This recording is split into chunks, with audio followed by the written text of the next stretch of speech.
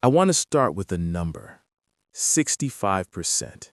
That is the percentage of children currently in primary school who will, according to researchers at the World Economic Forum, end up working in jobs that do not exist yet. Sit with that for a moment. Not jobs that are slightly different from today's jobs, not jobs with new titles but familiar work, jobs that do not exist, skills that have not been named, problems that have not been defined yet, in industries that are currently just ideas in someone's garage. Now here's the question that should be keeping you up at night. If that is true, and the evidence suggests it is, then what exactly are you supposed to be learning right now? Because most of us are operating on a very old model, a model that says identify the valuable skill, acquire the valuable skill, deploy the valuable skill, repeat. Find out what the market wants, learn that thing, get paid for that thing. This is the logic of the trade school, the certification course, the LinkedIn learning binge. And for most of the 20th century, it worked beautifully. It worked because the world was relatively stable. Skills had long shelf lives. A person who learned to operate a particular kind of machine or manage a particular kind of system could reasonably expect that knowledge to remain valuable for a decade or more. You learned once and deployed for years. That era is over. And here is where I want to be careful, because I'm not about to tell you that skills do not matter. That would be wrong, and frankly, irresponsible. Skills absolutely matter. The surgeon who understands anatomy, the engineer who understands physics, the programmer who can actually write working code, their knowledge is not obsolete. It is essential. The question is not whether skills matter. The question is whether skills alone are enough anymore. And the answer to that question, increasingly, is no. Because here is what AI has changed, not in a speculative, future tense way, right now, today. AI is extraordinarily good at executing well-defined tasks within established domains. It can write code, analyze data, summarize documents, generate images, draft emails, and perform dozens of other functions that used to require significant human training time. The skills with the shortest shelf lives, the ones most easily codified into repeatable steps, are precisely the ones most vulnerable to automation. What AI cannot do, at least not yet, and perhaps not ever in the way humans do it, is think across domains. It cannot bring genuine lived experience from one field and apply it unexpectedly to a completely different one.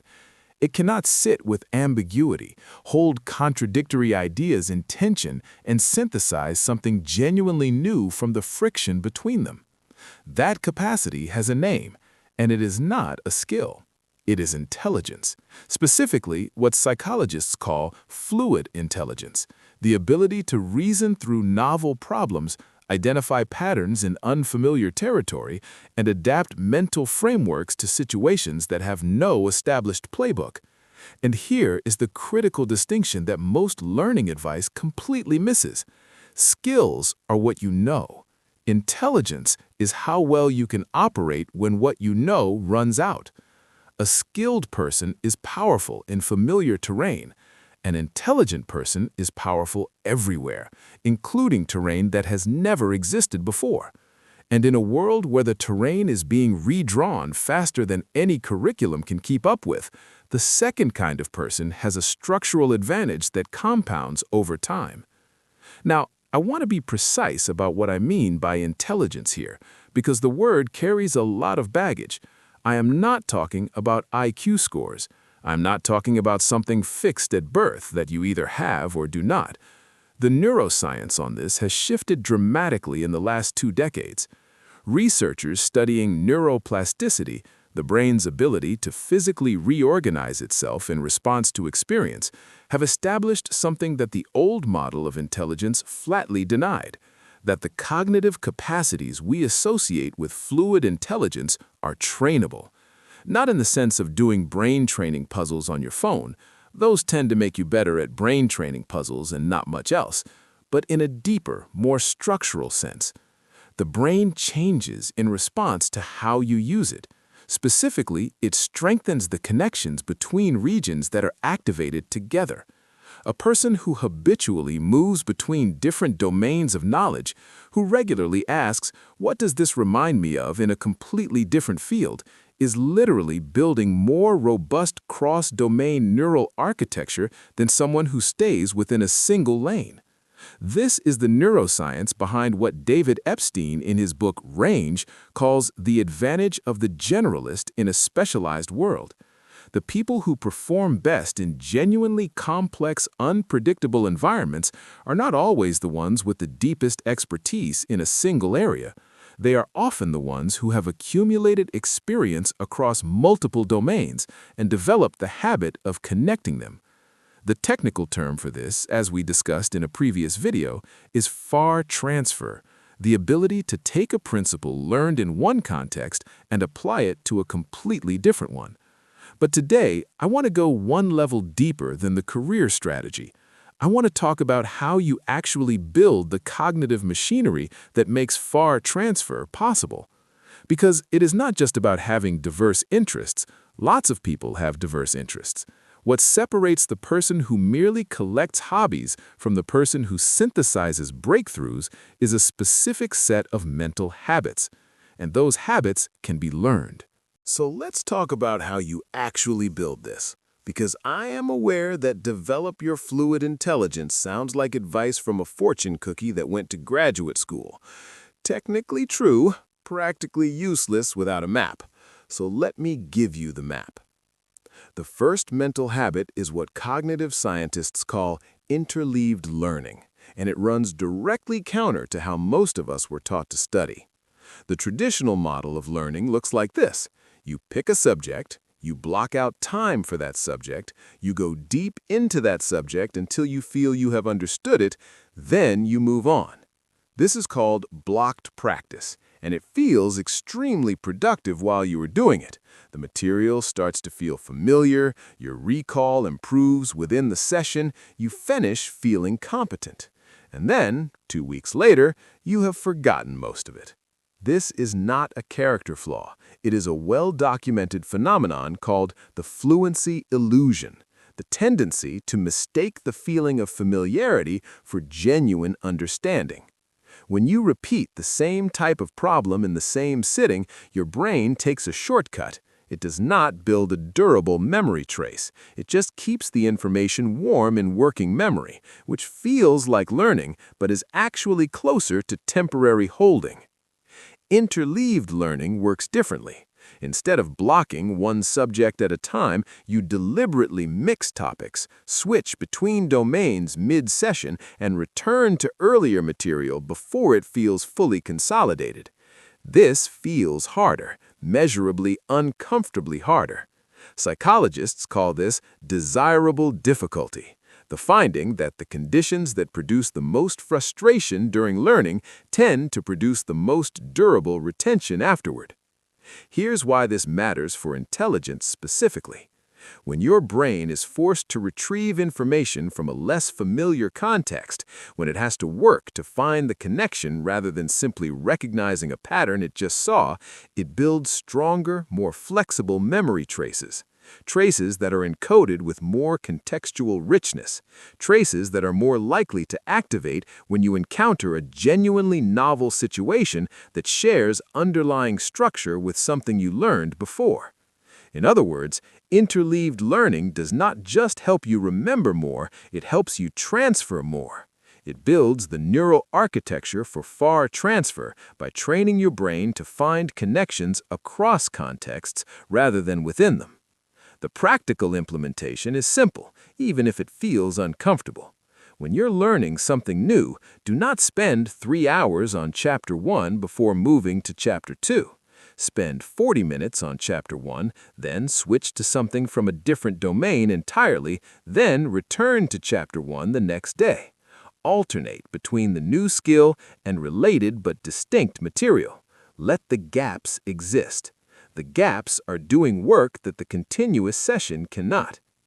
The second mental habit is analogical thinking, and this one is so powerful and so underused that I want to spend real time on it. An analogy is not just a literary device, it is a cognitive tool. When you map the structure of one domain onto another, you're doing something neurologically significant. You are activating neural pathways from two separate knowledge networks simultaneously and looking for overlap. The moment of genuine analogy, the "this is exactly like that" recognition across seemingly unrelated fields, is not just a clever observation, it is evidence that your brain has built a cross-domain connection that did not previously exist. The history of scientific breakthroughs is essentially a history of successful analogies. Darwin's theory of natural selection was heavily influenced by his reading of Thomas Malthus's work on human population economics. The structure of the problem in one domain unlocked the structure of the solution in another. Kekule reportedly discovered the ring structure of benzene after dreaming of a snake eating its own tail. Whether or not that story is literally true, the underlying principle is real and well documented. The brain solves problems in one domain by unconsciously mapping structures from completely different ones. You can train this habit deliberately. The practice is straightforward. When you learn something new, a concept, a principle, a structural pattern, ask yourself one question before you move on. Where else does this show up? Not metaphorically, structurally. What other system in a completely different field operates according to the same underlying logic? A feedback loop in biology looks structurally similar to a feedback loop in economics. The way a city's transit network distributes load looks structurally similar to the way a brain distributes cognitive processing. The way compound interest works in finance looks structurally similar to the way skill acquisition accelerates in the later stages of practice. These are not decorative comparisons, they are maps. And every time you draw one, you are building the kind of cross-domain neural infrastructure that makes you more capable in unfamiliar territory. The third habit is perhaps the most counterintuitive. It is the deliberate practice of sitting with not knowing. This sounds almost comically passive as a productivity strategy, but the cognitive research behind it is serious.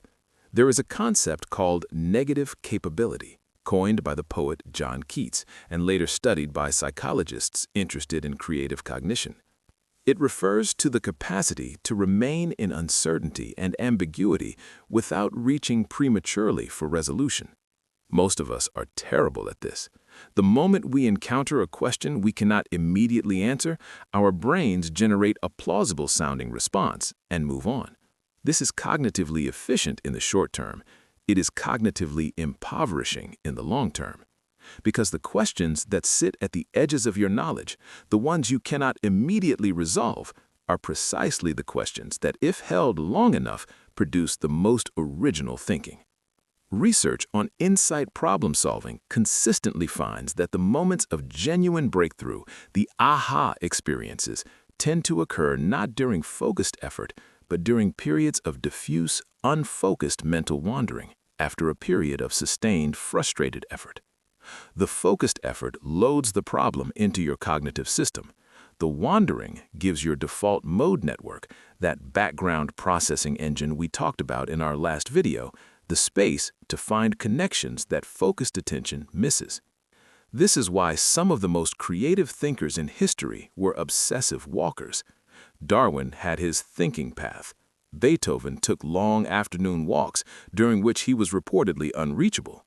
Nietzsche claimed that all truly great thoughts were conceived while walking. They were not being lazy. They were, without the language to describe it neurologically, alternating between focused loading and diffuse processing, giving their brains the conditions they needed to make non-obvious connections. The practical version of this does not require a philosophical thinking path in the English countryside. It requires you to stop filling every gap in your day with stimulation. The commute, where you immediately put on a podcast, the lunch break, where you immediately open your phone, the shower that is now somehow also a content consumption experience. These are the moments your default mode network would use to process, connect, and synthesize, if you let it. Let it. Now, let me bring all three of these together, because the real insight is in how they compound. Interleaved learning builds flexible memory that transfers across contexts. Analogical thinking trains your brain to find the structural connections between those contexts. And sitting with uncertainty gives your background processing system the space to make connections your focused attention cannot force. These are not three separate productivity techniques. They are three facets of the same underlying capacity, the capacity to think well in genuinely novel situations. That capacity is what outlasts any specific skill.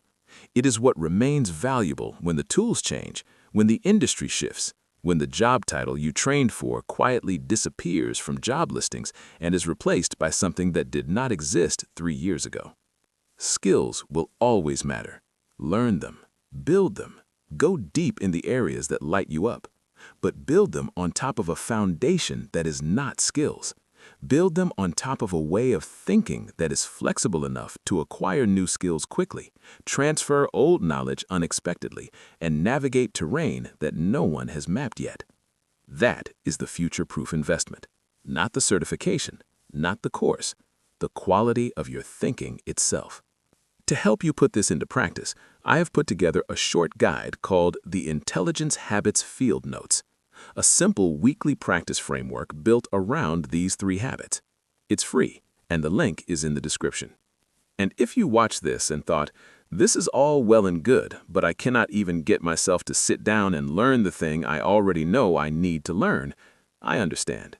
That's a different problem, a very real one, and we have a video for that too, which you can find right here. Thanks for watching.